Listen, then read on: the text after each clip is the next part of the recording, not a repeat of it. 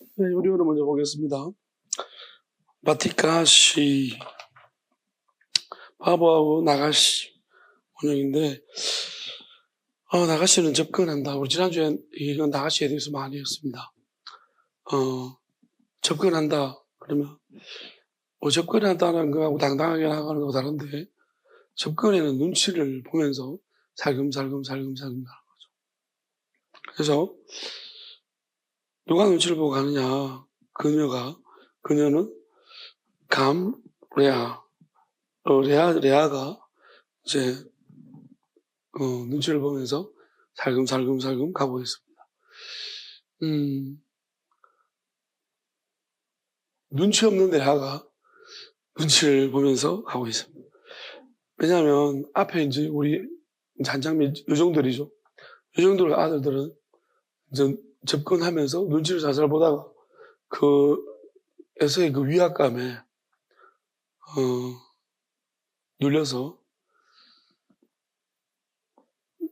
절을 했죠. 절을 하고 그렇게밖에 할 수 없죠. 우리가 사람이 풍기는 아우라가 있는 것 같아요. 뭐랄까요. 뉴욕의 상류층에 사는 사람들, 이렇게 일로 자주 만나는 사람들 이야기를 들어보면 그들의 애티튜드, 그 태도, 모습들이 일반적인 사람하고 다르다는 거예요. 저는 상류층의 사람을 별로 만나본 적이 없습니다.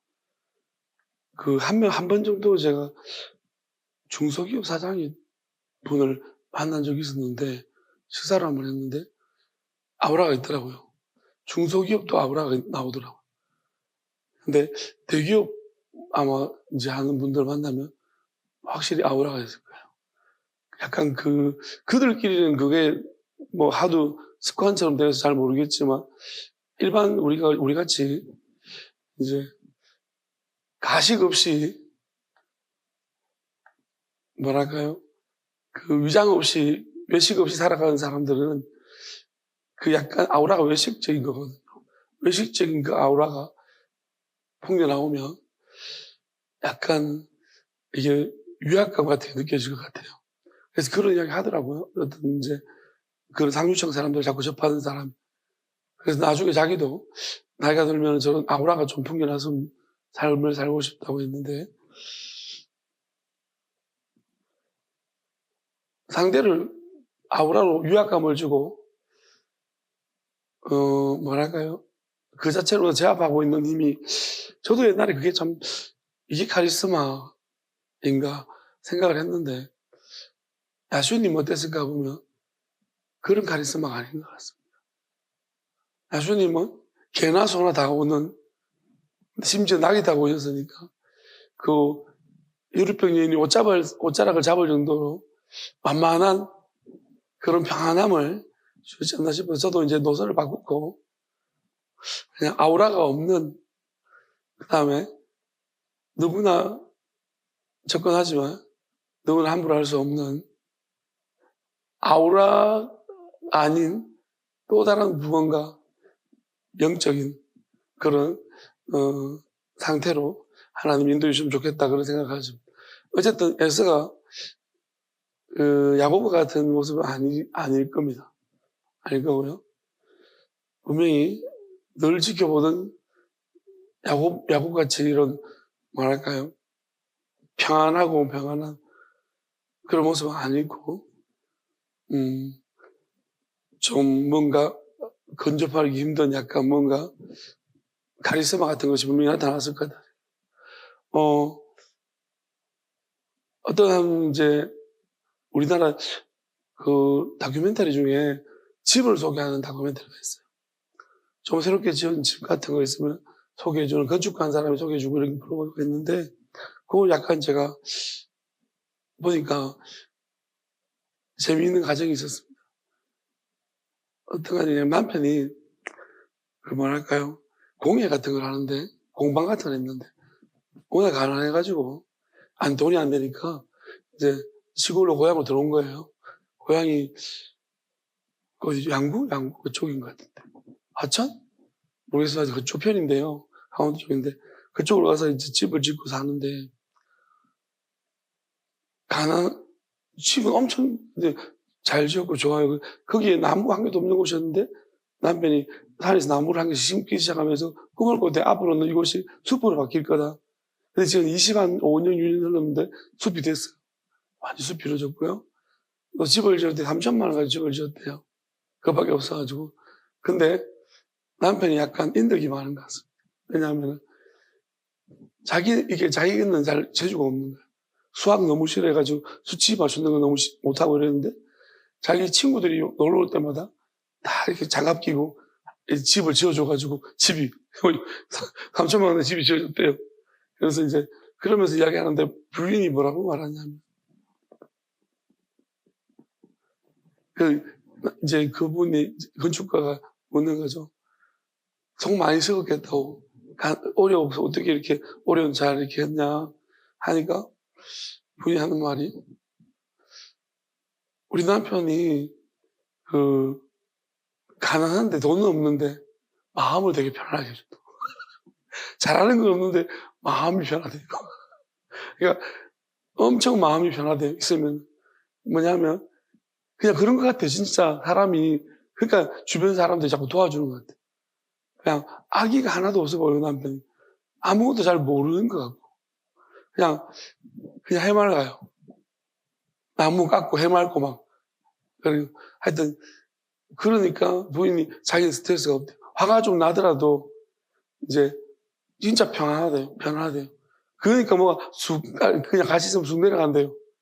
그러니까 부인은 진짜 예민하게 생겼어. 얼굴도 뾰족하게 막 창처럼 생겼어. 남편은 둥글둥글하게 생겼고. 근데 어쨌든 간에 그 이야기를 들으면서, 그래, 그 남편은 아우라가 하나도 안 느꼈어. 아우라가 안 느끼는 대신 평안함을 주는. 그래서 어쩌면은 우리는 보통 사람들 그럴 것 같아요. 내가 등장했을 때 다들 벌벌벌벌. 그러한 어떤 김정은처럼 그러한 것을 꾸지 않는가. 사람들은 교회도 마찬가지잖아요. 누구 와서든지 누구는 내 옷 잡고 막 이렇게 잡고 막 오늘 잡고 막 잡아당기고 이런 상태를 어느 정도 지위에 올라가면 그런 것을 원하는 사람은 없을 것이고, 대부분 다 내가 등장했을 때 떠들다가도 갑자기 조용해지고, 내가 걸어가면 갑자기 홍해가 쫙 갈라지고, 사람들이 쫙 비켜나면서 한 길이 쫙 열려지고, 뭐 이런 것을 대부분 사람들이 생각하지 않겠습니까? 오늘라든지 어느 정도 위치에 올라가면. 근데 야수님은 그렇게 하지 않았고요. 아이들도 막 자연스럽게 뛰어오고 막 안길 정도로 되게 편안한 분이셨던 것 같습니다. 그러면 야곱은 오히려 좀 편하게 접근할 수 있는 사람이었다면, 에서는 그렇지 않은 것 같아요. 뭔가 살금 가다가도 뭔가 아우라가, 근데 간혹 아무리 아우라가 있어도 눈치가 없는 사람도 있습니다. 아우라를 느끼지 못하는 사람들이 간혹 있습니다. 오늘 아우라를 느끼지 못하는 두 사람이 말씀 속에 보여집니다. 한 사람은 레아고요, 한 사람은 요셉입니다. 요셉은 어려서 그렇고요. 실제로 요셉은 아우라를 잘 못 느끼는 것 같아요. 너무 속이 너무 평안해서, 내 속이 평안하니 이제 다른 사람들도 다 친구고 뭐 다 좋게만 생각되겠죠. 그러니까 아우라가 안 느껴지는 것 같아요. 근데 레아는 조금, 우리가 성경 속에 레아를 표현할 때 알력이 부족하다고 표현해요. 그게 약간 조금 상황 판단이 안 되는가 봐요. 지금이 이제 고개를 숙이고 눈치를 봐야 될 때인지 아니면 당당해야 될 때인지를 잘 분간을 레아가 잘 못하는다. 왜냐하면 우리가 동생이 야곱을 좋아했는데도 아빠의 그 말에 어떤 말에 꼬입이 들어갔는지 모르겠지만 그 자기 자리가 아닌데 들어가서 거 보면 눈치가 없기는 없는 것 같아요. 언니가 되어서 그 자리에 들어가서 사랑받을 거라고 생각을 못했을 건데 당연히 안 되죠. 야곱이 라헬을 좋아하는 거 알고 있는데 거기 낑겨 들어가서 한 자리를 차지하고 동생은 나중에, 그러니까 그걸 보면은 레아가 조금 상황 판단력이 조금 떨어지는 것이 아닌가 생각됩니다. 그래서 오늘도 여전히 그 성격이 어디 가겠습니까? 그래서 접근을 하고 있습니다. 근데 좀 그래도 앞에 보니까 막 아우라가 있긴 있는가 봐요. 막 절하고 막 자식들 종이 저기 막 절하고 엎드리고 있으니까 자기도 접근하고 있는데 자기는 그래도 종은 아니니까 당당하게 걸어가고 있습니다. 약간 조금 뭔가 우리 남편하고 다르긴 다른데 그러면서 그래도 남편 형이니까 시아 아주버님이니까 뭐 잘해주겠지 싶어서 걸어가고 있는데 갑자기 이제 여기 보면은 밀라데하 나옵니다. 엘레드 히 아부 다음에 엘레드 히가 나옵니다. 여기 뭐냐면은 이제 엘레드가 아이입니다. 그러면 레아의 아이들이 있는 거예요. 자식들이 엄마를 보고 있습니다.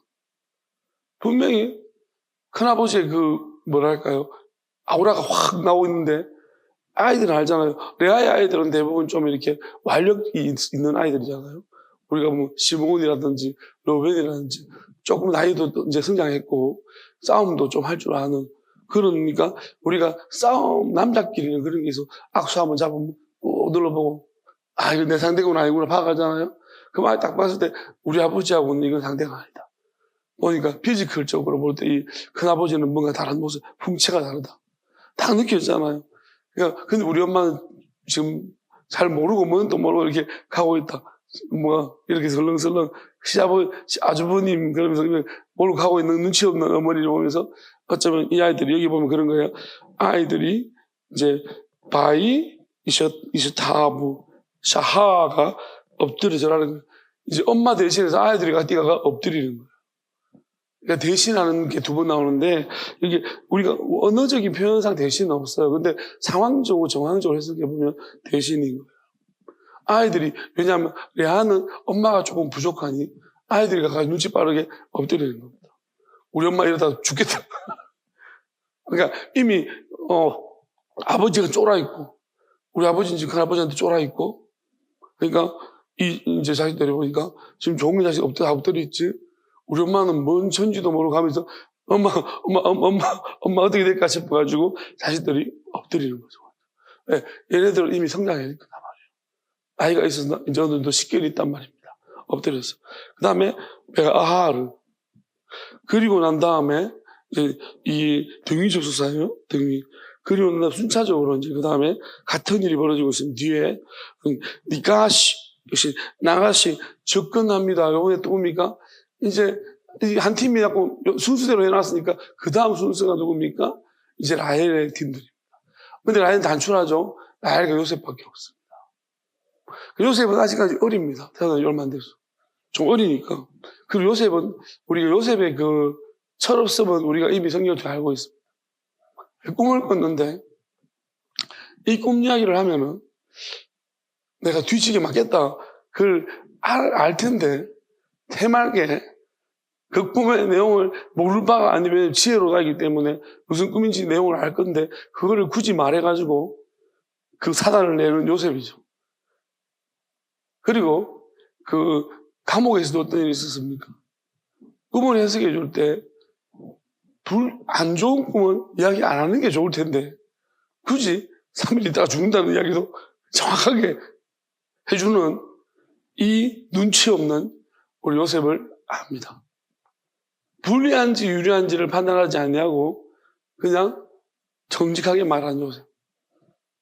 그러니까 요셉이 마냥 그냥 어떻게 보면은 요셉 안에 있는 영이 훨씬 더 크겠죠.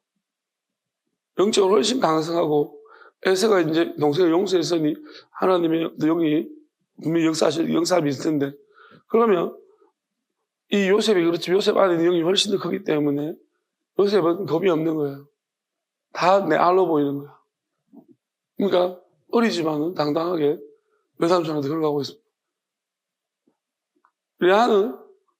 레아의 자식들이 레아를 대신해서 근데 엄마 라헬이 궁둥이 밑에다가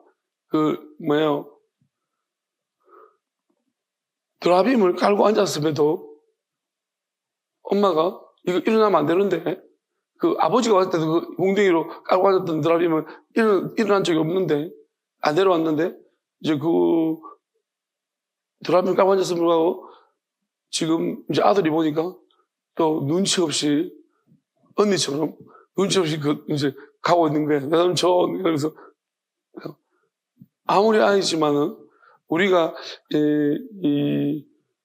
뭐랄까요, 원숭이 세계에 보면 침팬지들이죠. 침팬지들 세상에 가면 뭐가 있냐면 거기가 완전히 완력판이에요. 힘의 지배 세력이. 그러면 서열이 확실하다. 동물들, 침팬지, 영양류들이 서열이 확실해요. 물론 보노보노 같은 그 모계 사회의 모계적인 침팬지는 아니죠. 유인원이죠. 원숭이들. 보노보노라는 또 다른 침팬지와 다른 종류가 있어요. 걔네들은 모계 사회예요. 그래서 얘네들은 아주 친화적이에요. 그런 서열이 있지만은 보노보노들은 굉장히 다 사회적인 친밀감을 모계 사회라서 그래요. 근데 침팬지는 부계 사회예요. 남자들이 수컷들이 그러니까 질서가 엄청 엄격해요. 그런데 그 중에서도 이게 서열이 확실해가지고 암컷 중에 안 좋은 서열에 태어난 아이들 자식들은 엄마의 그 물려받아가 얘는 여기 뭐 나중에 크면 나가야 돼. 근데 서열이 낮은 이제 침팬지들은 어떻게 해야 되냐면은 절대 눈이 마주치면 안 돼요. 그냥 서열 높은 대장하고 눈이 마주치면 큰일 나요. 회장이 한번 눈치 주면은 우리가 눈을 안 마주치고 싶어도 마주칠 때가 있잖아요. 그냥 영상을 보니까 이 서열이 낮은 엄마한테 태어나는 이 침팬지가 새끼가 엄마가 되도록이면 애를 안고 이렇게 못 보게 하는 거야. 근데 눈치가 없어가지고 눈을 마주쳤어요. 눈을 마주치니까 자기들 침팬지들 배워야 돼요. 뭘 배우냐면 혹시나 잘못해서 눈이 마주쳤을 때 이빨을 딱딱거려야 돼요. 왜? 그러면 잘못했습니다. 이렇게 이게 항복의 이제 항복과 종명의 표시예요. 이빨 이렇게 하는 게. 그렇게 안 하면은 죽 터져요. 애도 없어요. 여기서 조금만 더 침팬지 대장이 와서 막 때려요. 뭐 완전 심각해요. 그러니까 이렇게 해야지. 걔가 눈 보고 마주치고 가만히 있다가 갑자기 가만히 있다가 생각이 났는지 이래가지고 살았어요. 안 그러면 진짜 많이 맞는데요. 애들도. 그러니까 우리가 우리 시대가 좀 그렇지만은 지금이야 우리가 아동이나 여성에 대한 우대가 굉장히 강력한 시대로 우리가 바뀌었지만은 우리가 그대로 갈수록 여자와 그 아이들의 삶은 정말 비참했습니다. 그러니까 아이들이 뭐라 그래요? 크면 두고 보자. 자라면서 내가 크면 보자. 우리 징기스칸도 어릴 때 정말로 비참한 삶을 살았는데 그러니까 이를 부득부득 알았지요. 힘을 기르고 내가 크면은 복수할 것이다. 그런 거죠.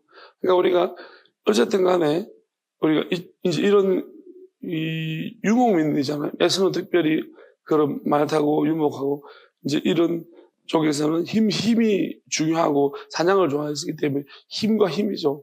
근데 요셉은 그런 걸 전혀 모르는 거예요.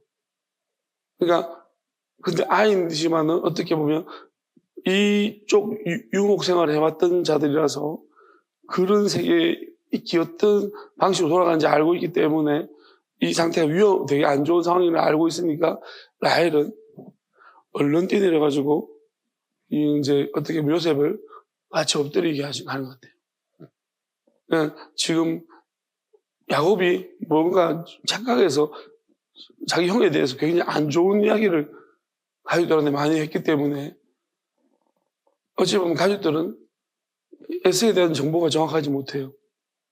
무서운 사냥을 좋아하고 막 진짜 피지컬 봤을 때 털도 북실북실하고 막 키도 크고 막 몸도 좀 붉고 활도 잘 쓰고 막 이렇게 군사까지 데리고 왔지 막 쫄병들이 막 고기 막 속이고 있지. 그러니까 그 자체에서 풍년은 아우라마가 대단한 거니까 막 이렇게 엎드리는 거겠죠.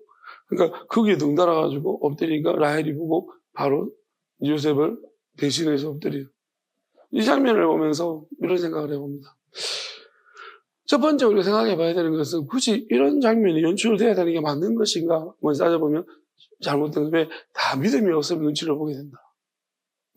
우리도 요셉은 믿음이 있기 때문에 눈치를 안 보는 것이고 믿음이 없더라도 우리 눈치가 없으면 눈치를 안 봅니다. 레아는 눈치가 없어가지고 눈치를 안 본 거죠. 어쨌든 간에 만약에 이들이 생각했던 그러한 생각들이 맞다라면 위험한 상황 맞아요. 아주 자식들이 너무 잘했고요.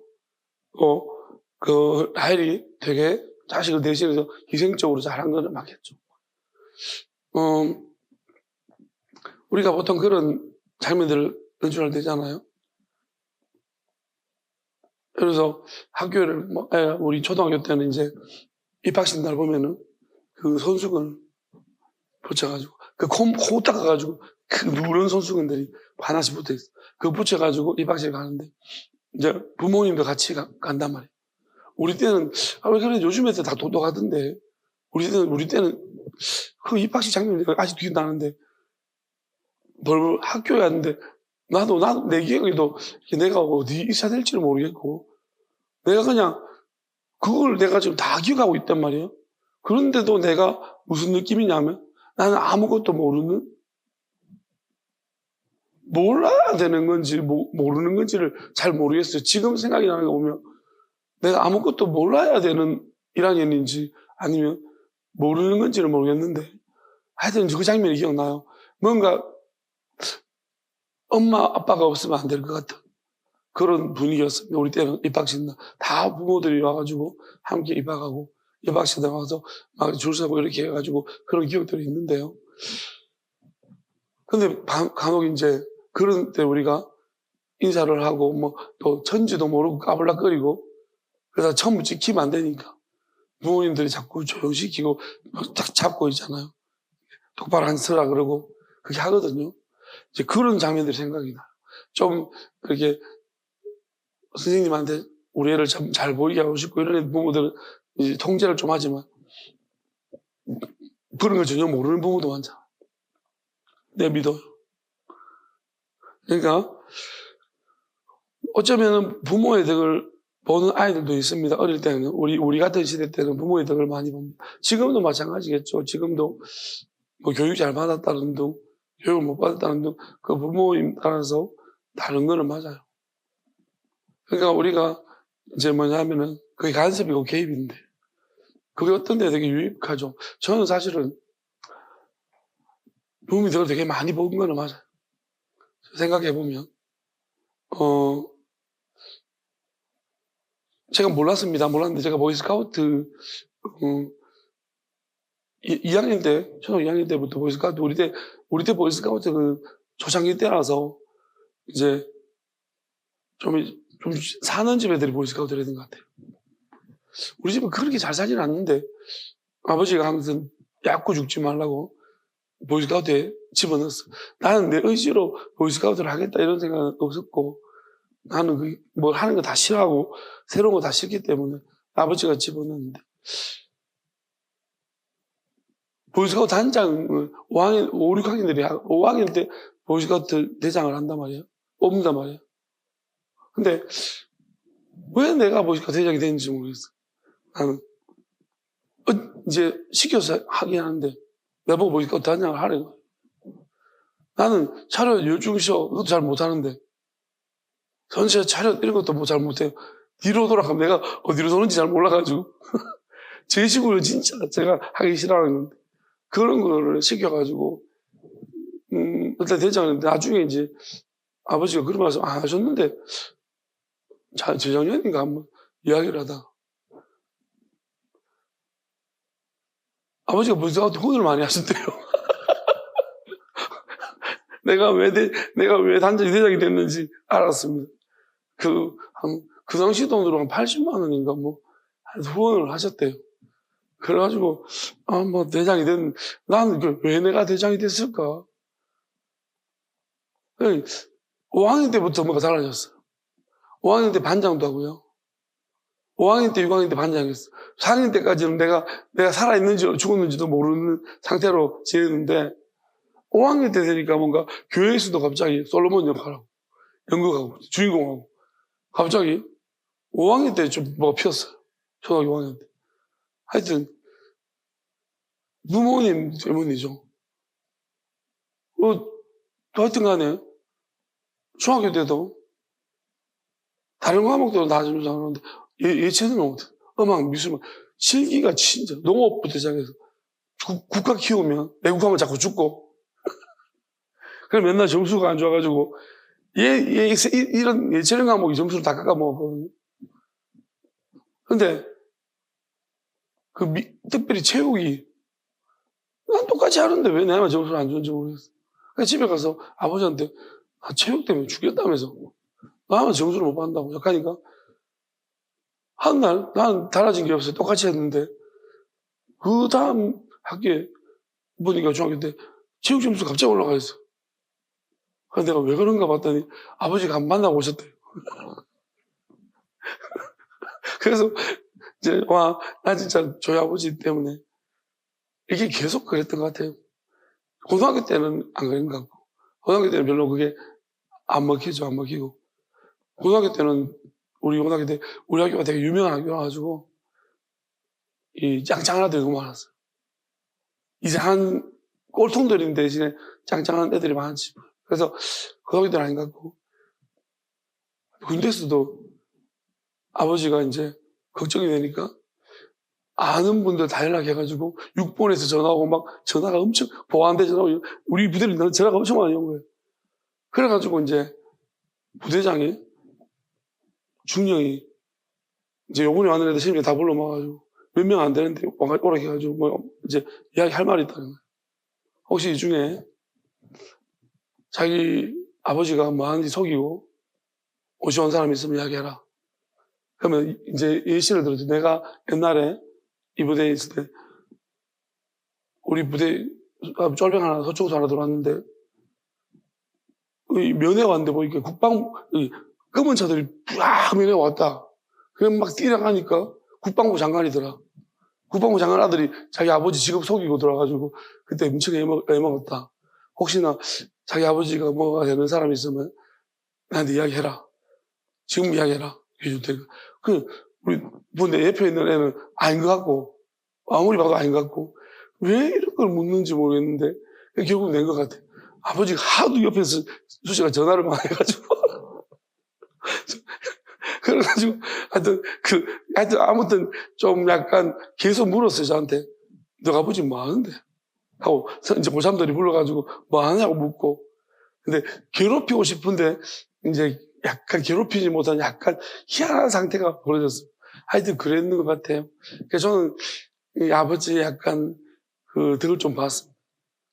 또 혹시나 싶으니까 또 차를 몰고 그 먼 데까지 와가지고 떡을 돌리고 막 부대 떡을 막 해가지고 떡 돌리고 이런 떡 돌리는 것도 하는 건 처음 보는 것 같고 사람들이 그래 어쨌든 간에 좀 그랬습니다. 어쨌든 이제 부모님 때문에 이야기하는 거예요. 우리 아버지가 눈치가 빠르신 거긴 해요. 본인도 군생하실 때 이제 힘들 것 같으니까 잽싸게 막 자기가 손 들고 어디 제일 좋은 부대로 빠졌다고 하더라고요. 그러니까 눈치 빠르시고 막 그러시는데 나는 좀 아버지가 좀 다른 것 같아요. 다르고 눈치도 되게 없고 근데 하여튼 눈치가 없으니 또 눈치 옆에 도와주는 분들이 있는 것 같고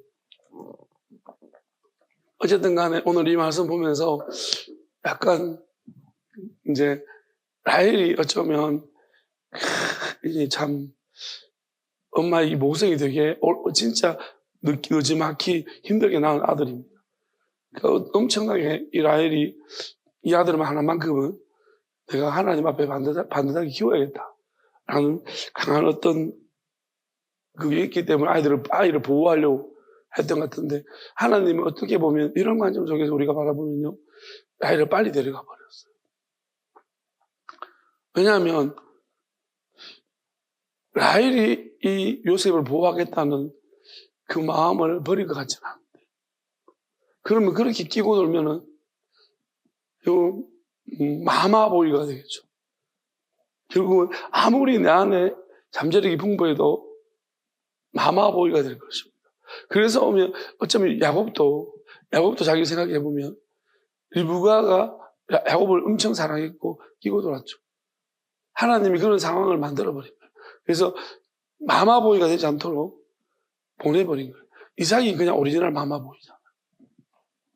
그러니까 이삭은 정말 그래도 리브가라는 강력한 그 힘이 되는 부인을 만났기 때문에 거의 이삭인지 리브가가 이삭인지 그걸 모를 정도로 바뀔 정도로 그러니까 어떤 힘 있는 우직한 그런 믿음의 여성을 만났기 때문에 이삭은 잘 버텼지만 이제 어찌 보면 야곱 같은 경우는 그런 아내를 못 만난다면 또는 이걸 하나님이 예고하셨던 것 같아요.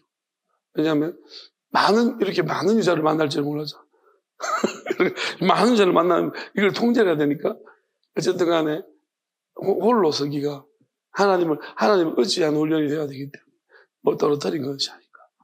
그래 보여지고 요셉도 마찬가지인데 요셉도 하나님께서 요셉을 쓰려고 하는 거잖아요. 요셉을 특별히 쓰시려고 하시니까 그러니까 많은 걸 부어주셨겠죠. 요셉 안에 많은 걸 부어주셨고 또 쓰시려고 하는데 그러다 보니까 이제 이러한 형상들이 나타난 것 같습니다. 근데 아직까지 어리니까 요셉을 보호하려고 하나님 본능적으로 이런 것들을 알게 하시는 것 같아요. 이 아이는 뭔가 우리도 그런 거 있잖아요. 내가 보호해주고 싶은 사람.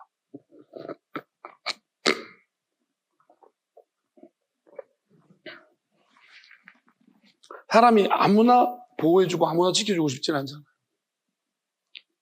그냥 미운 사람도 있고 싫은 사람이 있는데 저 사람은 내가 지켜주거나 보호해주고 싶은 사람 마음이 든다. 그게 이제 인간적인 욕심일 수도 있고 또 어쩌면 하나님 주신 마음 이게 분간 어렵겠지만 분명히 그런 건 있는 것 같습니다.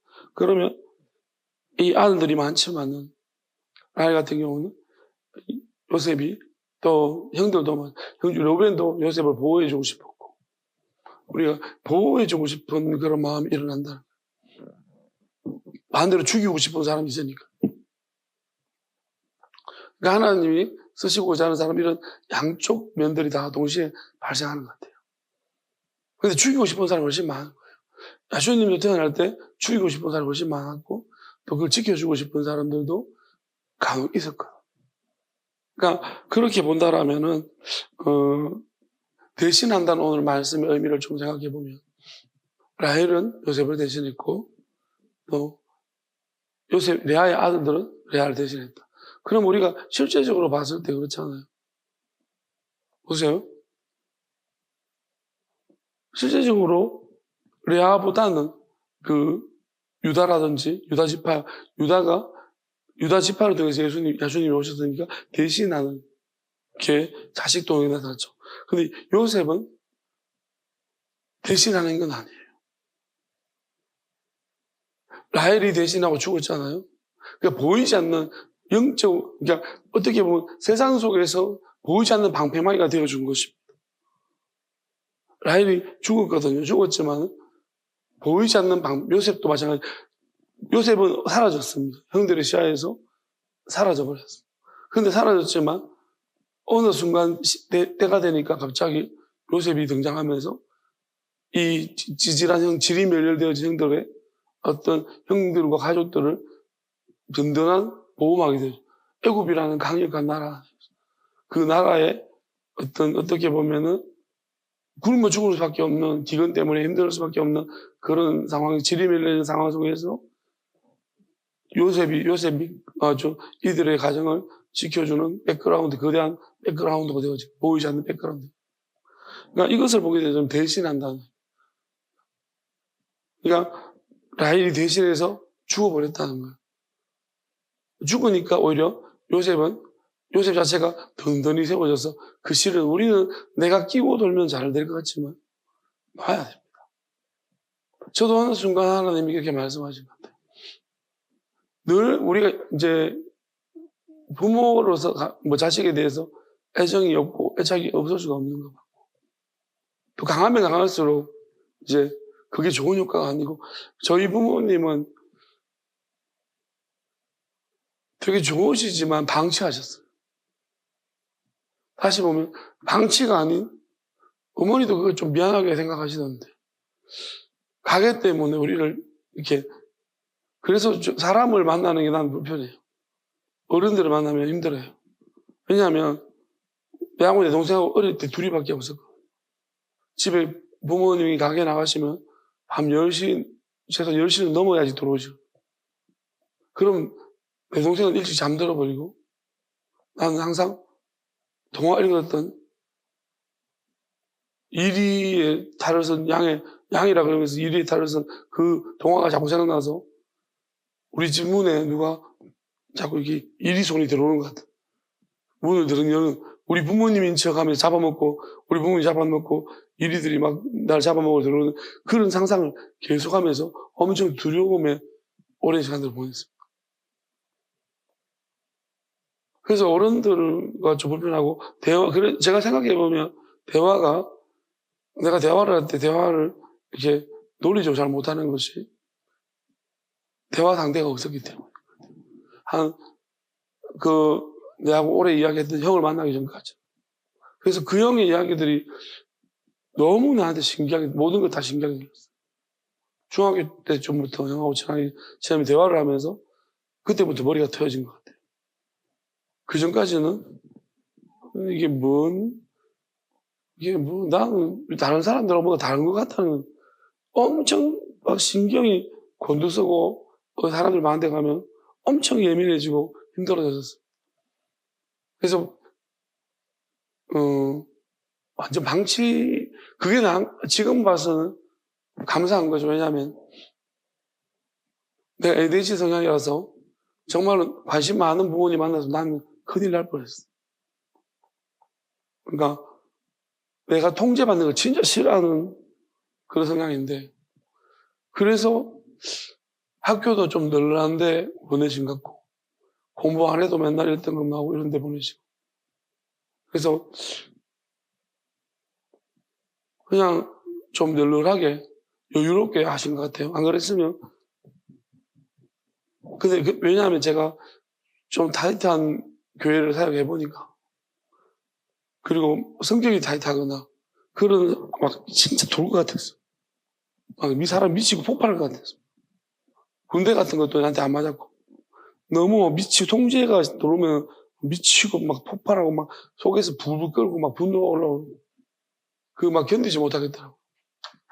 온갖 생각이 다 나오고 막 이제 그러한 것을 보면서 어쩌면 저희 부모님이 계획적으로는 아니지만 나를 그냥 하나님 방치시킨 게 나한테 그래서 저는 기스가 많이 안 난 아주 ADHD 중에서는 조금 성공한 ADHD라고 생각합니다. 왜? 기스가 많이 안 나. 근데 우리 딸은 좀 다른 것 같고. 그게 되게 좀 미안하다. 우리도 방치를 했었어야 되는데. 너무 이렇게 잘하려고 통제를 하다 보니까 기스를 너무 많이 내버렸어. 지금 생각해. 근데 ADHD 그때는 뭔지 몰랐으니까 지금이었다면 안 그렇겠죠. 지금 방치하고 있습니다. 우리 아들, 딸은 그냥 저는 방치를 하고 있습니다. 왜냐하면, 이게 이제 하나님의 뜻이고 방법인데. 그냥 늦게 해서 깨닫습니다. 좀 일찍 깨달았으면, 근데 이것도 크게는 하나님의 뜻이고 계획이라고 믿습니다. 늦게 깨닫는 것도.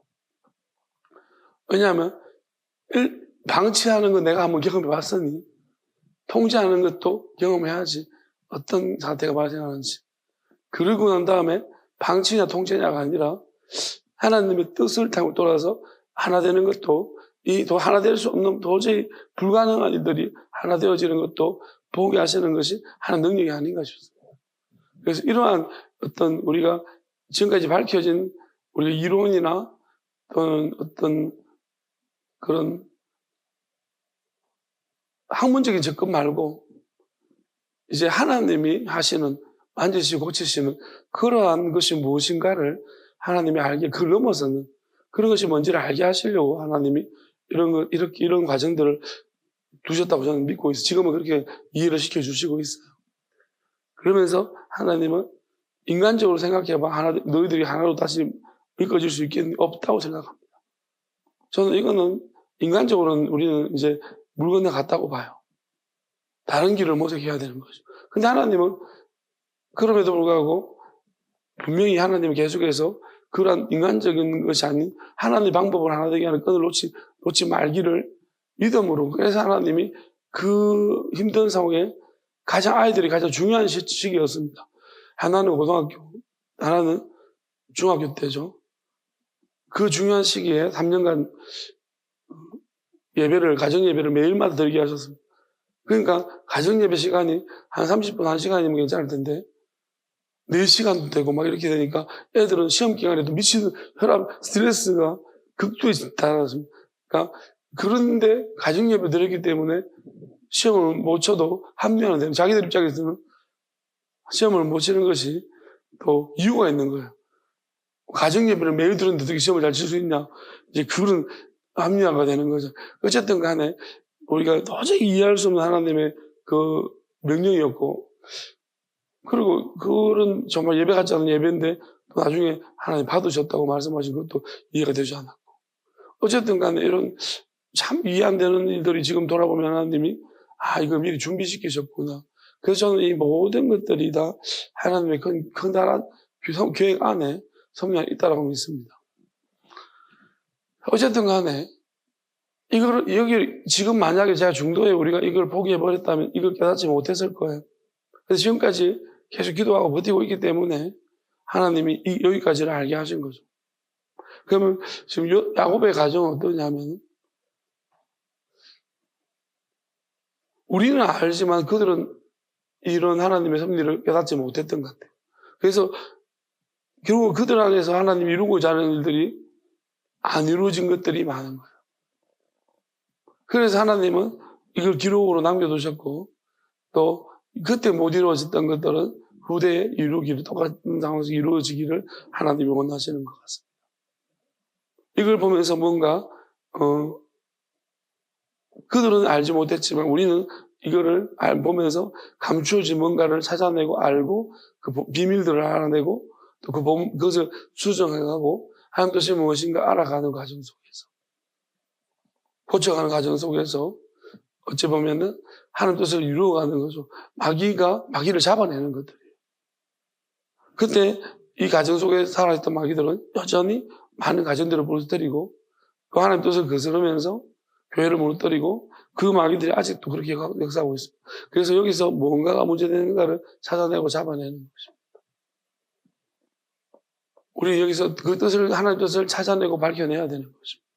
그러면 결국은 첫 번째 큰 뜻은 눈치를 본다는 것입니다.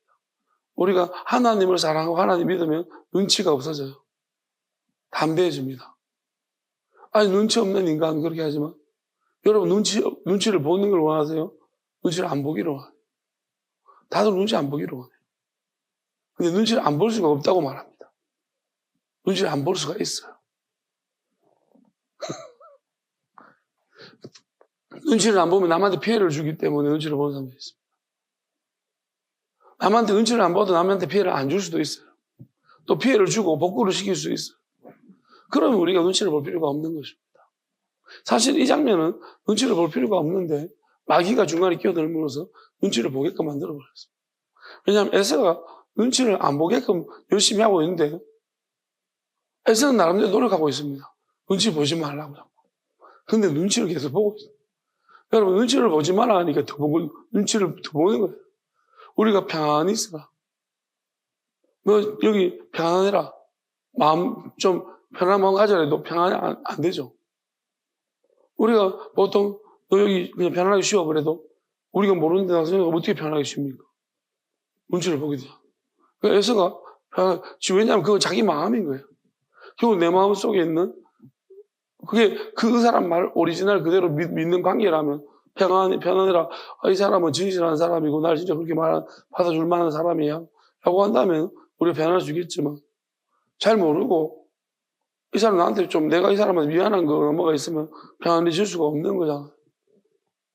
그러니까 그러한 마귀가 우리 안에서 자기 안에 사람들 안에서 그런 식으로 서로 간의 관계가 원만해지지 못하도록 자꾸 남을 쌓기 시작하는 오해 아닌 오해를 여러분들이 누군가 이야기할 때 내 속마음을 이야기하지 않는다는 것은 여전히 장벽이 남아있습니다. 요즘 부부끼리 이혼하는 부부들이 진짜 많죠. 이혼은 선택이 아니다라는 거의 필수처럼 돼가고 있습니다. 노력을 안 했겠습니까? 근데 가장 근본적인 노력을 안 한 거죠. 왜냐하면 서로한테 뭔가를 확인하려고 하긴 원하지만 자기 안에 있는 속마음을 있는 그대로 말하지는 않는 거예요.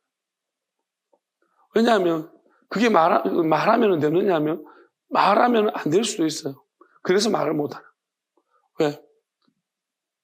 말해서 이해를 할 수 있느냐는 것입니다. 서로 간에 이 이해라는 것이 되게 어렵습니다. 형제나 부모 사이도 이해가 안 되거든요. 왜? 겨우 돈 문제가 딱 들어섰을 때는 자기 속마음을 이야기 안 하는 거예요.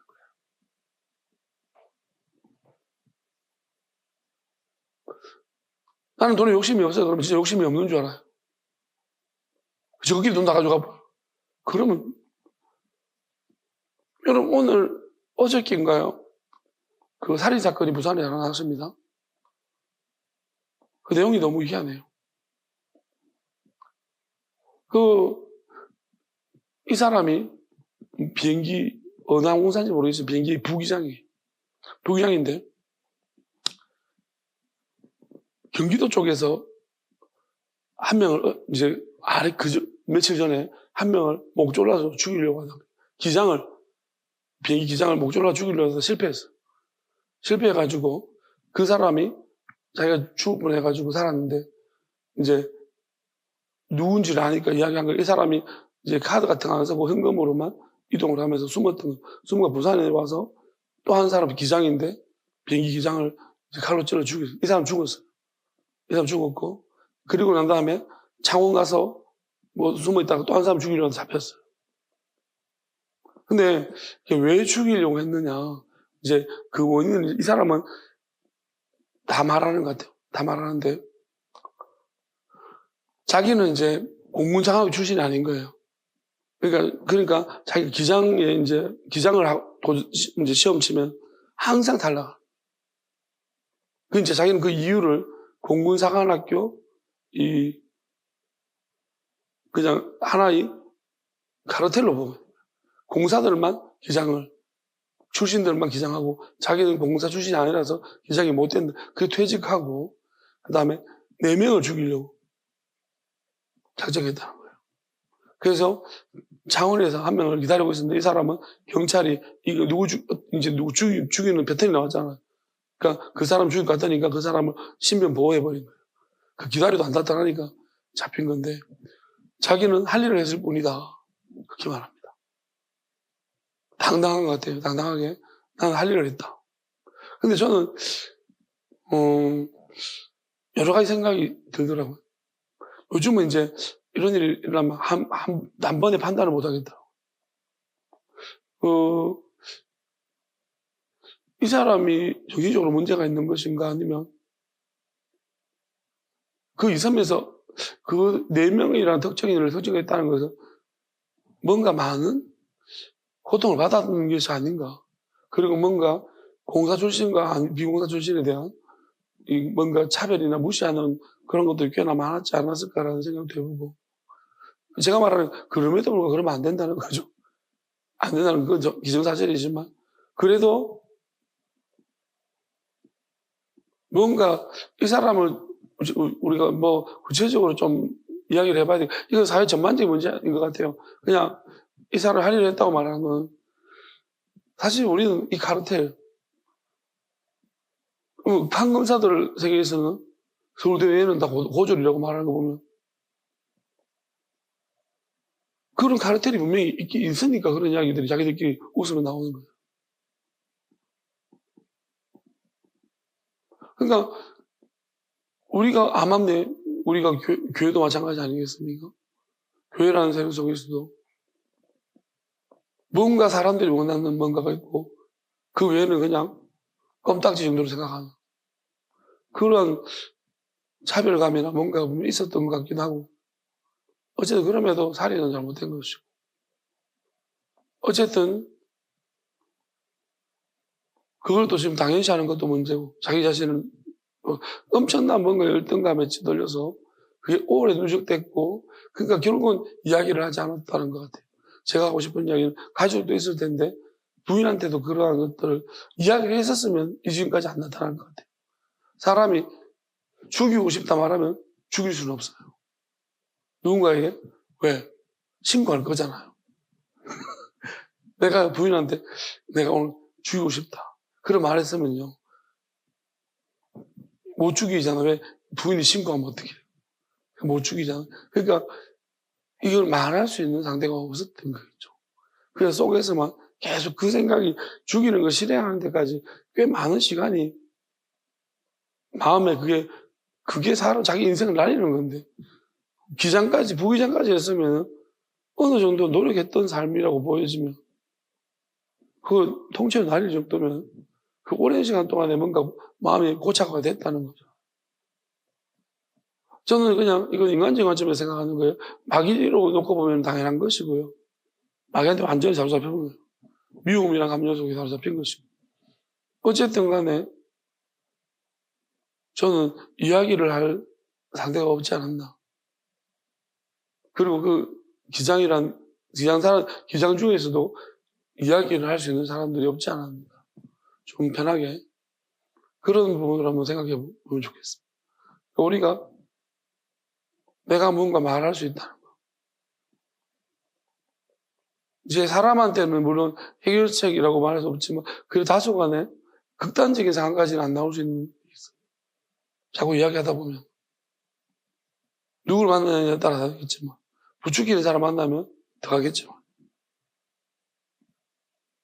그러니까 우리가 이 관계가 우리 안에 무언가가 있다는 거예요.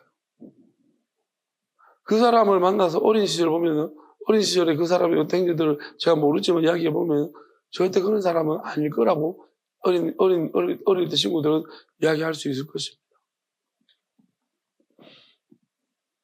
그러니까 우리는 뭐냐면 우리 안에 뭔가가 분명히 있긴 있고 사람들 인정 안 하는 거예요. 그리고 자기는 저렇게 될 거라고 생각 안 하는 거죠. 분명히 우리 안에 마귀가 있습니다. 모든 사람. 오늘 예레미야 말씀, 이사야 말씀 읽으면서 너희 안에 있는 나무 우상이라고 말해요. 너희가 섬기는 나무 우상.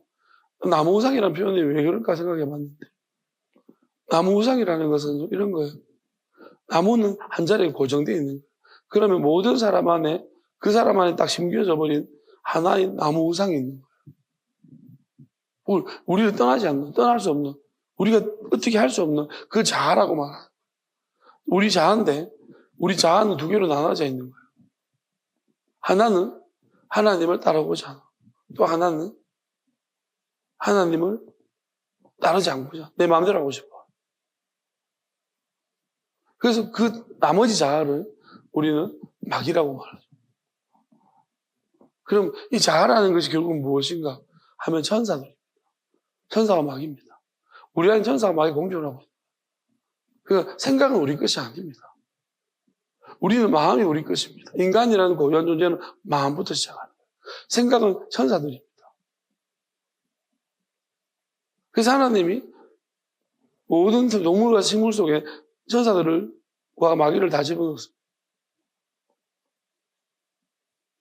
서로 간에 트러블이 생각이 여러 가지 교차되면서 일어나면서 결국은 이것이 성장 과정에서 천사들이 더 많으면 더 강하면 하나님이 또 다른 방향으로 커질 것이고 진화될 것이고 마귀가 더 강하면 하나님 뜻과 반대로 교활하게 나갈 것입니다. 그리고 그것이 이 창조의 시작부터 과정이 그러면서 하나님이 사람이라는 이제 새로운 존재가 만들어졌을 때 하나님은 보시기 기뻤다는 것은 일단은 보기에는 기뻤다는 거죠. 하나님 보기에는 이 천사들이 이겼기 때문이죠. 이겨서 천사들이 하나님 뜻대로 이렇게 이 사람이란 하나님 뭔지를 알려줬지만 이렇게 서서 직립보행하는 이러한 존재가 되는 것, 이렇게 이렇게 진화되는 과정을 하나님은 원하셨던 것 같아요. 그래서 하나님은 사람한테다가 하나님의 영을 더 불어넣어 주셨어요. 그랬더니 사람하고 이제 동물하고는 차별이 달라. 마귀는 그러니까 동물 안에 있는 마귀들이 엄청나게 분노한 거겠죠. 그러니까 우리가 사람과 동물이 적질 수밖에 없고 인간은 어쩌면 동물을 지배할 수 있는 만한 그런 갭을 하나님이 만들어버리죠. 그러면 인간이라는, 그러면 우리는 뭐냐 하면은, 우리가 어떤 존재냐? 결국 우리는 마음이라는 영역을 가졌습니다. 동물한테 없는. 그 마음은 인간만 가지고 있는 고유한 영역입니다. 그래서 우리는 새로운 개체가 되어진 거예요. 마음이라는 존재를 가지고. 마음을. 그렇지만 여전히 우리는 생각 속에서, 그래서 우리가 언약계라는 게 있잖아요. 그게 보면 서랍이 양쪽에서 있습니다. 천사들이 양쪽에 딱 날개가 있는 거예요. 그게 뭐냐면 여기 안에 열어보지 말라고 한 것이, 하나님이 선택할 때까지 열어보지 마라. 뭐가 들어있는지. 하나님이 언약이 들어있다는 거죠. 그 생각 속에 있는 거예요. 언약계는 우리 제일 안쪽에, 우리 안에, 우리 말하자면 사람의 제일 깊숙한 곳에 하나님의 언약계가 있고, 누구든지 간에. 그 다음에 그 위에 생각이 덮여져 있습니다. 생각은 전사와 마귀 양립할 수 있고, 그 다음에 모르니까 아직까지. 그 다음에 마음이라는 거예요. 그러면 이 마음이라는 것은 생각과 마음으로부터, 그러니까 누구든지 사람이 됐다는 것은 이긴 존재로부터 시작한 거예요. 그러니까 천사들, 이 마귀들을 눌려서 이긴 존재가 사람인 거니까, 하나님은 기록은 사람부터 보잖아요. 그러니까 이겼기 때문에 지면 안 되는 거예요. 마귀한테 지면 안 돼요. 왜냐하면 졌다는 자체가, 그래서 야수님이 비교도 안 되는 거예요. 왜냐하면 시작이 이긴 존재. 한 달란트 받은 사람들은 묻어놨잖아요. 땅에 묻었기, 그건 진 거예요. 왜? 시작이 2달란트부터 이겨야 되는 것이죠. 이긴 것부터 시작한 거예요. 천사들이 이긴 상태에서 하나님이 사람이라는 존재를 보고 기뻐하셨기 때문에 사람이랑 마음 하나 더 준대. 그럼 우리는 무조건 남겨야 되는 거예요. 그 얼만큼? 2대1로 이기느냐? 3대1로 이기느냐? 4대1로 이기느냐? 5대1로 이기느냐? 5대1이 가장 큰 거예요. 5대1로 이겨버렸습니다. 그럼 하나님은 11대 0으로 만들어주는 거예요.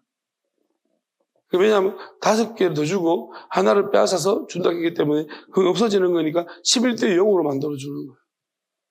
하나님 그런 의미라는 거죠. 그래서 우리는 어쩌면은 우리 마음에서 이제 마음은 우리 겁니다.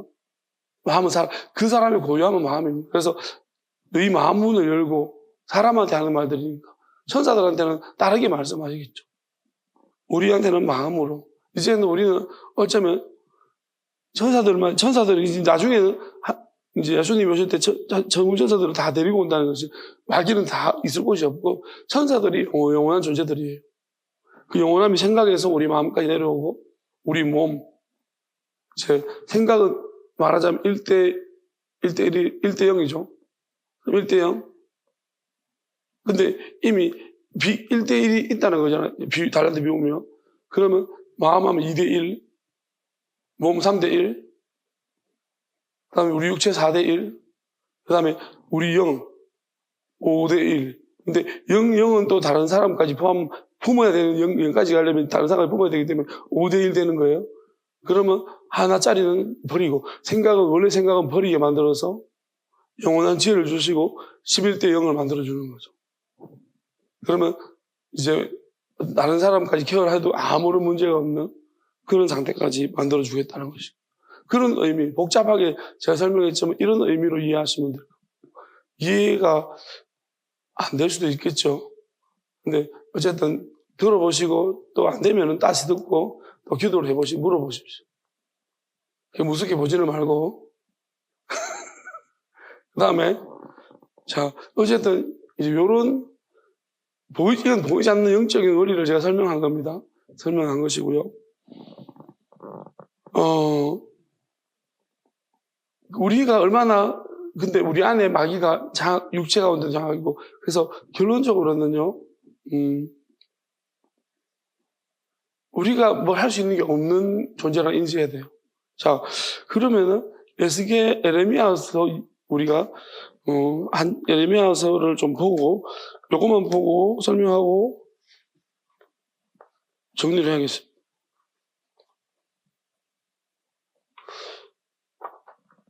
예레미야 42장인데요. 요거를 제가 설명을 좀 해보도록 하겠습니다. 여기 보면 여기 이런 상태 배경부터 설명하면 바벨론이 쳐들어왔어요. 쳐들어와서 바벨론이 장악해버렸습니다. 지배를 하고 있고요. 그러면 예레미야 선지자가 이제 존재하고, 근데 이제 바벨론을 지배하면서 데리고 가다가, 바벨론 끌고 가다가, 그 바벨론의 통치 방식이 조금 자기 민족 하나 만들려고 하면서 우수한 사람 데려가고 별로 안 우수하면 놔두고 그냥 그런 것 같아요. 그냥 다 내려오면 다 끌고 갔잖아요. 그러면 통치 방식 자체가 이제 우수한 인재를 길러서 고국으로 파견시키는 거. 근데 데리고 가려고 하다가 이제 예레미야한테 물어본 것 같아요. 남으려면 남고 가려면 내가 보호해준다. 예레미야를 좋게 본 것 같습니다. 그 바벨론에 점령하러 온 점령군이. 그래서 예레미야한테 날 따라가면 내가 너를 반드시 보호해준다. 근데 네가 남고 싶으면 남아라. 근데 예레미야는 남았는 거죠. 예레미야와 다른 그 남을 자들은 남았어. 네, 남았어. 남았는데 남은 자들을 대신해서 그다라는 사람을 총독으로 세워가지고 바벨론에서 이 남은 통치하도록 만들었어요. 자기 식대로 유대를 통치하도록 만들었는데. 그러면 근데 이 남은 자들이 어떻게 하고 있냐면은 이제 여기에 이제 묘한 관계가 있는데요.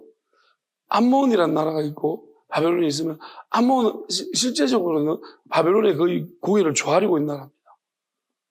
암몬이 조아리고 있으면서 그런데 암몬이 어떻게 하고 있냐면 이간질을 시키려고 하는 거예요. 실제적으로 이 바벨론과 싸움 조아리고 있으면서 조공을 바치면서 눈치 보면서 어떻게든 바벨론과 맞서기 위해 가지고 주변의 나라들 살살 꼬셔가지고 지금 연합군을 만들고 있는 상황이에요. 그러면서 암몬에서 누구를 지금 이제 꼬드기냐면 이스마엘을 꼬드기. 이스마엘을 왜 어떻게 꼬드기냐면 이스마엘 유대 왕족이에요. 유대 왕족 출신인데 자기가 지휘관이 돼야 되는데 이제 그다라는 사람을 바벨론에서 지휘관을 세워버린 거예요. 그러니까 못마땅하잖아요.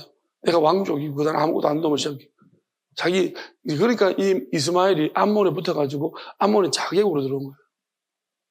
근데 그다라는 이제 이 이스마엘을 보면서 누군가가 이제 제보를 여기 중에 이제 가레 아들이 요하나냐 이런 사람들이 이제 그다라한테 제보를 해준 거예요. 이스마엘이 당신 죽이려고 한다. 근데 그다라가 안 믿은 거예요. 총독이 안 믿고 그럴 리가 없다. 그거 같은 민족끼리 어떻게 죽이냐. 이 어려운 시기에. 그러면서 안 믿었는데 사실 이스마엘이 와서 그다라를 죽여버린 거죠. 죽였고 이제 남은 자들이 어떻게 하냐면 이제 이들이 남은 자들이거든요. 그들이 이제 어떻게 하냐면 이거 지금 곤란하게 된 거예요. 왜냐하면 바벨론에 세운 그다라가 총독이 죽었으니까 자기들도 이제 이 책임이 있는 거예요. 물론 이스마엘을 처리해가 죽였지만 그럼에도 불구하고 이제 이것 이후에 이제 자기들이 바벨론에 대해서 굉장히 두려워하고 있는 상황입니다. 결국은 자기들이 그다라를 지키지 못했다는 거예요. 그다라를 말 안 들었기 때문에 이렇게 자기들이 할 일을 했지만 그래서 이들이 무슨 생각하냐면 이집트로 가려고 합니다. 그러니까 우리가 보게 되면 바벨론은 좀 포악해 보이고 이집트는 우리가 역사적으로 보면 이집트라는 나라를 보면요. 그 통치 방식이 묘합니다. 이집트는 제국이냐 아니냐의 논란도 많거든요. 왜냐하면 정복력이 별로 없어요. 그러니까 이집트가 그리스나 다른 로마처럼 세계를 정복하려고 하면 했을 건데 어느 시대에 어떤 시대에는 이집트가 굉장히 강력한 제국 국가거든요. 그런데도 불구하고 이집트는 그런 욕망이 별로 없는 것 같아요. 이 사람. 그래서 그냥 공격 기업은 치우러 가고 그런 거 있는데 그리고 통치 방식도 되게 좀 자유적이고 민주적인 거예요. 노예가 없다는 논란이 있을 정도로 이집트는 굉장히 좀 자유로운 분위기 속에 통치했던 거죠. 그러다 보니까 이제 다들 이집트 가고 싶은 거예요. 왜냐하면 거기는 나일강이라는 기근이라는 있을 수 없는 그런 최적의 땅이 있으니까요. 그래서 거기서 누워 살면 먹고 사는 아브라함이나 이삭도 다 이집트로 한번 갔다 왔습니다. 기근 때는. 이집트는 정말로 이 땅을 살기 위해서는 최적화된 도시. 그런데 문제는 하나님 왜 이집트를 싫어하는가? 우리는 이렇게 생각하죠. 빡신 곳이 신앙생활 힘들다고 생각하지만 그게 아니에요. 늘늘하고 자유, 이게 신앙생활 더 힘든 거예요. 이집트에서는 뭐랄까요? 먹고 사는 문제가 그런 힘들잖아. 그리고 그렇게 많이 괴롭히지 않아요. 하나님 찾을 일이 별로 없어요. 그러니까 다른 종교들이 많고, 그리고 이집트 사람들이 또 우리가 이스라엘 나갈 때 어떻게 했습니까? 금 다 해가지고 죽음하게 했죠. 그러니까 어찌 보면은 이 사람들이 잘만 하면 좋은데 잘 지내면, 좋게만 지내면 잘 지낼 수 있는 상황이에요. 그러니까 이런 것들이 있기 때문에 살기가 좋아서 어쩌면은 하나님에 대해서 우리가 참 아이러니한데도 살기가 좋건 나쁜 간에 싫건 간에 우리는 영원한 나라를 사모해야 되는데, 우리는 좀 살기가 좀 좋아지면요 영원한 나라가 가물가물해지고요, 살기가 힘들어지면 영원한 나라가 자꾸 보여집니다. 이게 가짜예요. 진짜는 뭐냐면, 우리가 하나님이 그렇게 해서 찾기를 원하지만 진짜는 뭐냐면은, 내가 살기가 아무리 좋아도 내 마음을 생각해 보면 이 마음의 공허함과 힘듦은 내가 사는 것과 상관이 없어요. 오늘 내가 죽어야지 끝이 나지. 이 외주 같은 세상. 그죠? 우리가 죽어야 끝이 나는 문제예요. 이거는 내가 살아있는 한은 이게 해결이 안 돼요. 근본적으로 들어가면 신앙은. 그런데 이까지 말씀을 통해서, 성경을 통해 하나님의 뜻을 알아가는 사람이 없잖아요. 목사 근본. 대부분 다 사는 문제가 직결되어 있는, 잘 살게 해주려고 하는 거예요. 그런 차원에서는 애국도 하나의 좋은 종교예요. 그러니까 이집트라는 국가가 어떤 종교성으로 따지면은 엄청 종교적인 국가예요. 태양을 믿는 조로아스터교잖아. 그게 기독교와 진짜 비슷하다고 해요. 조로아스터교가. 그러니까 많이 교라고 하는데 그 으스텐이 빠질 정도로. 그러니까 우리가 자꾸 성경 속에 이집트 그럴 때요, 하나님 이집트를 경계하는 게 이게 기독교와 비슷한 성향을 가지고 있는 거예요. 이집트 안에. 그러면은 우리가 알아야 되는 것이, 자, 그래서 하나님은 이들이 뭐라고 하냐면 모여가지고 기도하면서 묻습니다. 이집트로 가려고 마음먹었습니다.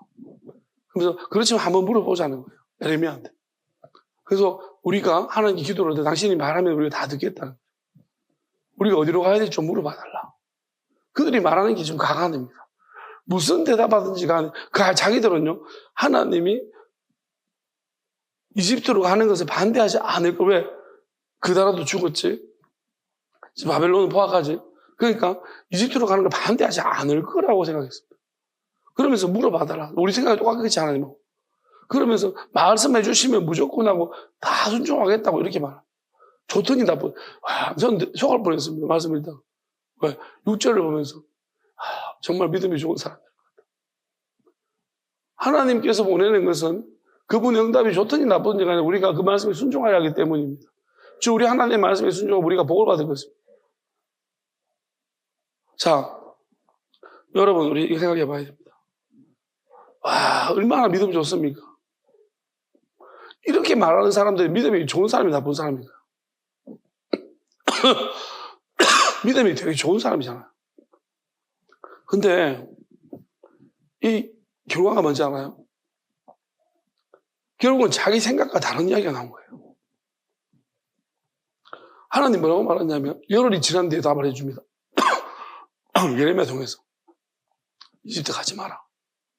여기 머물러. 바벨론에게 점령당한 이곳에 머무르고 바벨론을 두려워하지 마라. 그리고 바벨론에 대해서 마치 하나님이 세운 것처럼 이야기합니다.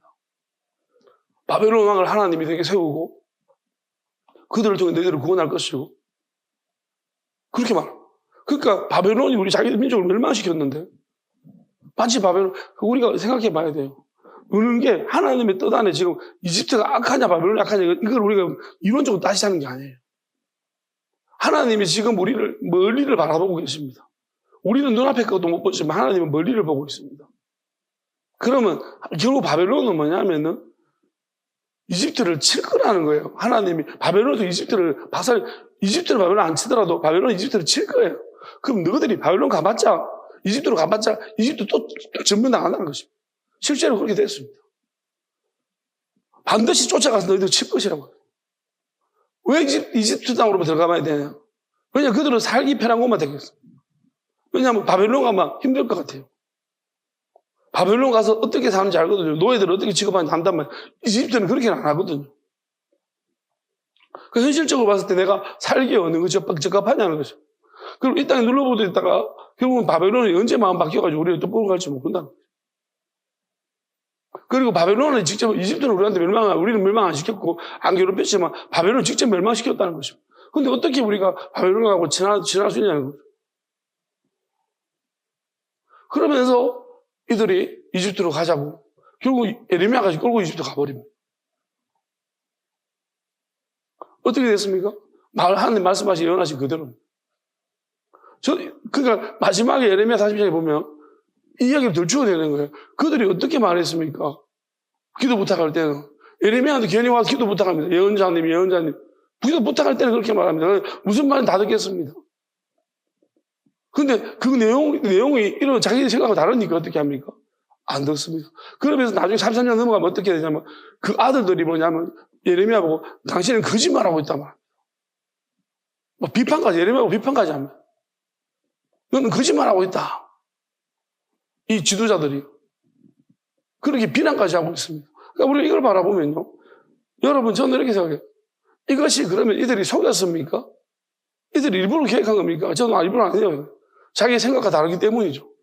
결국 우리 안에 분명히 이들의 마음은 맞을 겁니다. 그렇게 하기로 한 거. 여러분, 저도 가만히 생각해보면 우리 안에 그런 사람들이 많을 거예요. 순수하게 그렇게 하나님 맞습니다. 그렇게 하겠습니다. 하나님 뜻입니다라고 했던 사람들이 많을 것입니다. 그게 그 사람들이 거절하려고 거역하려고 한 게 아니에요. 근데 생각이 짧았거나 자기 생각하고 다르기 때문에 내 안에 엄청난 마귀가 있다는 것을 몰랐기 때문입니다. 우리 안에 방해하는 마귀가 지금도 예배 드릴 때 나는 예배 잘 드려야지. 여러분 누가 예배를 처음부터 방해하려고 하고 왔는 사람이 있겠습니까? 있습니까? 있을 수도 있겠죠. 그런 인간들은 아예 하나님이 버리시겠지만 근데 처음부터 그러지는 않지만은 어쩔 수 없이 예배를 방해하죠. 자기도 모릅니다. 내가 예배 방해하고 내가 반대하고 싶지 않은데 반대하는 거. 당신 거짓말했습니다. 왜 거짓말하냐? 손잡고 처음에 자기 기도 부탁해놔놓고. 왜? 내가 듣기 싫어하는 이야기를 하니까. 내 생각과 다른 이야기를 하니까. 여러분 결국 이런 거잖아요. 그러니까 우리가 이걸 바라보면은 야곱도 뭐 했습니까? 내가 하나님 나 돌아오게 해주시면 돌아오게 했습니다. 내가 11조 하겠습니다. 하나님 성전을 짓겠습니다. 그 성전이 뭐예요 지금? 완전히 그냥 11조 할 걸 에스라엘 형한테 다 갖다 바치고 막 지금 마귀에 속아가지고 이게 다 두려움 때문에 일어나야 됩니다. 계속 여기서도 하나님 말씀하시는 게 두려워하지 마라. 바벨론 두려워하지 마라. 여러분 마음에 두려움이 있습니까? 제가 요즘 느끼는 게 이겁니다. 사람이 굶어 죽는 게 힘들구나. 참 인생 굶어 죽는 게 굶어 죽는 사람이 많은데요. 우리가 잘만 생각해보면 굶어 죽는 게 그렇게 쉽지 않습니다. 여러분 요즘 인터넷 뒤져보면 어디가 어떻게 했든 간에 우리가 노숙자분들도 있잖아요. 코스가 있다지 않습니까? 어느 교회 갔다가 나름대로 다 돈 주는 코스가 있고 밥 주는 코스가 있습니다. 그분들은 저기 정보가 되게 빨라요. 저기 가면 밥을 준다더라 어디 가면. 그래서 우리가 정보들을 들으면요. 내가 굶어 죽게 작정하면 옆에 와서 정보를 알려줍니다. 그러지 말고 어디 가서 밥 준다. 같이 오래 다니면요. 굶어 죽는 게 그렇게 쉽지는 않아요. 우리나라에서. 제가 생각해보면 그런 것 같아요. 죽기를 가면 죽는 게 그렇게 쉽지가 않은 것 같아요. 그냥 살고자 하면 죽죠. 우리 코로나 때 백신 맞으라고 난리 부르죠. 지금 또 백신 때문에 난립니다. 곰팡이 백신. 그 백신 안에 곰팡이 들어가가지고 지금 그 정은경 질병보건관리본 부장 지금 완전히 욕먹고 있잖아요. 그때는 영웅이었는데 그죠? 이게 시대가 시간이 지나니까 다 달라져요 뭐가. 왜 백신 받았는가 나도 후회가 됩니다. 백신 안 맞아도 살 건데 백신 맞아서 몸이 더 안 좋아진 것 같아요. 사람들이 말을 합니다. 백신 맞아서 암이 더 많이 생겼다고 지금. 암 환자도 훨씬 많이 늘어났다고. 그런 이야기 합니다. 코로나 이거 사실 그게 치명적인 그것도 아닌데 정말 우리 사람들이 길들이기 훈련하는 건 아닌지. 어찌 보면 백신으로. 그리고 막 다 분리시키고 통제하고 뭐 이런 연습을 한 거 아닌지 모르겠어요. 어쨌든 간에 맞고 틀린 것이 지금 봤더니만 이렇게 완전 상반됩니다. 그러니까 우리는 한 치 앞도 모릅니다. 그리고 이 상황도 모를 뿐더러 있잖아요. 누가 어떤 계획을 세우는지 뭐 때문에 하는지도 모릅니다. 사람들이 알고 싶지 않은 거죠. 사실 코로나가 그 중국에서 기획했던 것이냐라는 논란들이 많은 척은 근데 알고 싶지 않아 합니다. 왜냐하면 그 치유적인 목적인 거지. 생물학자 학자들은 전부 다 병을 고치는 게 목적이지. 그 원인을 밝히는 것은 정치적인 문제에 들어가서 되게 힘들어지고. 시진핑이 잘못 보이면 주유소도 모르게 없어지니까. 한마디 잘못했다가. 그렇지 않습니까? 그러니까 우리가 이런 것들을 정확히 모른다는 얘기입니다. 그러니까 맞고 틀리고의 문제로 여러 모매하고 있으면 죽을 때까지 그러고 있을 거예요. 답 없습니다. 그냥 저는 이렇게 믿어요. 그 맞고 틀리고는 이 땅의 문제 맞고 틀리고 그거는 다 맞아도 빵점이고 다 틀려도 빵점입니다. 벗어나야 합니다. 살고자 하면 죽을 것이고 죽고자 하면 산다는 말씀이 많아요. 그럼 이들이 만약에 선택할 때 죽기를 각오했었으면 하나님 말씀을 따랐을 겁니다. 근데 살고자 했기 때문에 그들이 하나님 말씀을 버린 거예요. 그렇다고 살았습니까? 죽었습니다. 여러분 지금도 마찬가지입니다. 우리 교회 하나님의 뜻이 있는 교회 어렵습니다. 하나님 뜻대로 살아가는 교회 뜻대로 말만 뜻대로 행하는 교회 어렵습니다. 맞죠? 마귀가 진짜 싫어하니까 이따 이 세상에 모든 장악은 마귀니까 특별히 우리 생존권을 담보로 해서 마귀는 우리를 공격합니다. 그 다들 있잖아요. 언제 철도 모를 때 좋을 때는 뭐냐면 내 생명을 바쳐서 살아갑니다. 그게 거짓말인가? 아닐 수도 있습니다.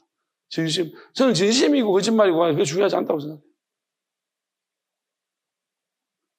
무슨 말이냐면 내가 내 안에 내가 그 말을 못 지키게 만든 존재가 있는 한은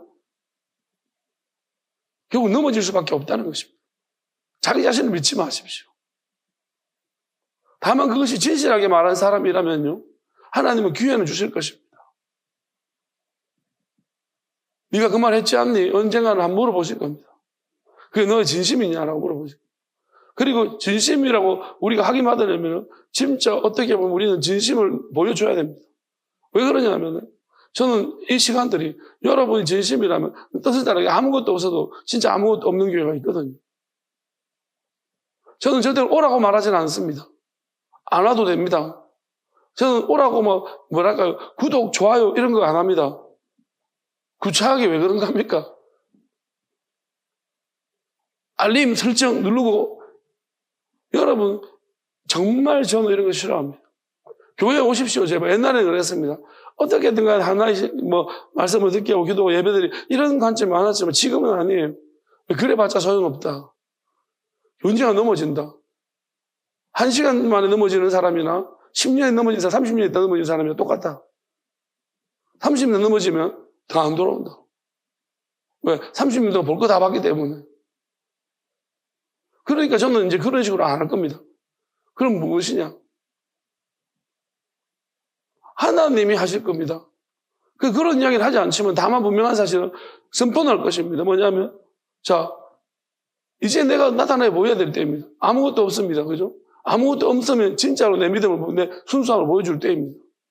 여러분이 만약에 이런 교회 오시면요. 다른 사람들이 다 놀랍니다. 근데 인정합니다. 순수한가 보다. 여러분 절대로 다른 것은 엄청 다 오해받을 겁니다. 그렇지만 한 가지는 쟤는 아무것도 안 보고 믿음만 가지고 가는 거 맞다. 여러분 이런 경험 해본 적이 저는 그런 일 많이 당해봤습니다. 막 욕을 얻어먹지만 나중에 엄청 욕하는 사람도 나중에 저 사람 믿음은 있다 맞다. 그것밖에 설명이 안 되거든요. 아마 누군가 저를 보면서 분명히 그런 말 할 겁니다. 저 쥐푸르도 없는 게 지금 뭐 때문에 저러노? 몰라. 뭐 다 몰라. 뭐 그럼 근데 믿음은 있는 것 같다. 누군가 그런 이야기 했답니다. 한참 욕하다가 이 목사님 순수하게 일한 것 같다고.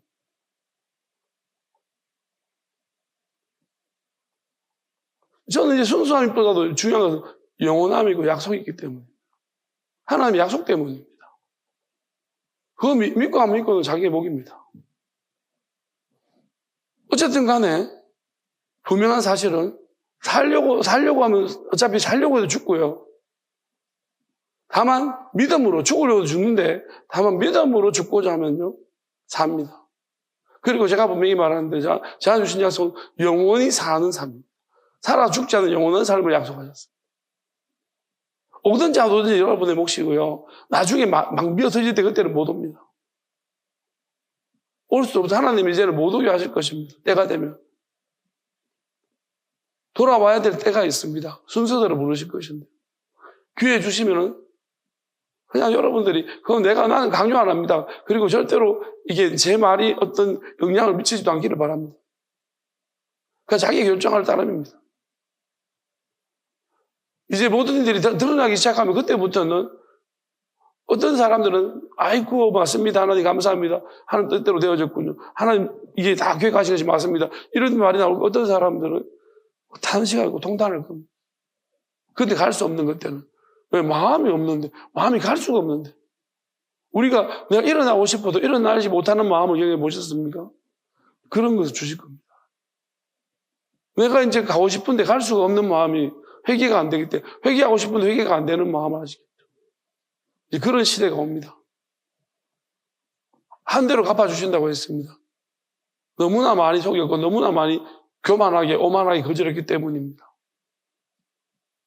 하나님이 주신 것을 그래서 모든 것을 하나님이 하신다는 것을 알게 하실 것입니다.